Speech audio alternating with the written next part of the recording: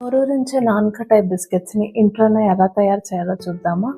ముందుగా ఒక బౌల్‌లో 140 గ్రామ్స్ మైదా, చిటికెడు ఉప్పుని వేద్దాం. సేమ్ అదే బౌల్‌లో half teaspoon baking powder కూడా వేద్దాం. ఇప్పుడు 25 గ్రామ్స్ ఉప్మా రవ్వ, 40 గ్రామ్స్ శనగపిండి అండ్ రుచి కోసం హాఫ్ టీ స్పూన్ యాలకుల పొడి కూడా వేసేద్దాం. సేమ్ అదే బౌల్‌కి 100 గ్రామ్స్ షుగర్ పౌడర్ వేసి ఇవన్నీ బాగా కలిసేలాగా కలుపుదాం. ఇవన్నీ బాగా కలిసాక దీంట్లో 110 గ్రామ్స్ నెయ్యి వేసి స్పూన్ ఆర్ స్పాచులాతో పొడి పొడిగా వచ్చే వరకు కలుపుదాం.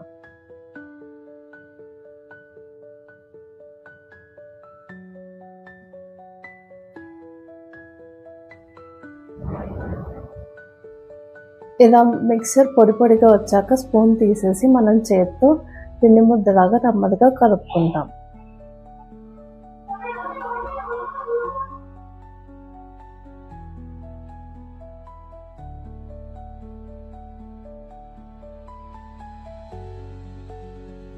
ఇలా వీడియోలో చూపిస్తున్నట్టు ఇలా దగ్గరగా వచ్చి నొక్కితే ఇలా మెత్తగా ఉండాలి.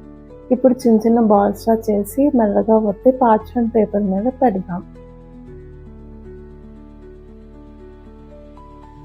లాస్ట్లో మీకు నచ్చిన నట్స్ని పైన ఇలాగ పెట్టి కాస్త నొక్కండి. పిస్తా, బాదం, కాజు ఏమైనా మనం పెట్టుకోవచ్చు. తర్వాత ఓవెన్ని 170 degreesగా ప్రీహీట్ చేసుకొని 15 minutes బేక్ చేస్తాం. ఇలా ఎడ్జెస్లో క్రాక్స్ వస్తే లైట్గా గోల్డెనిష్ షేడ్ వస్తుంది.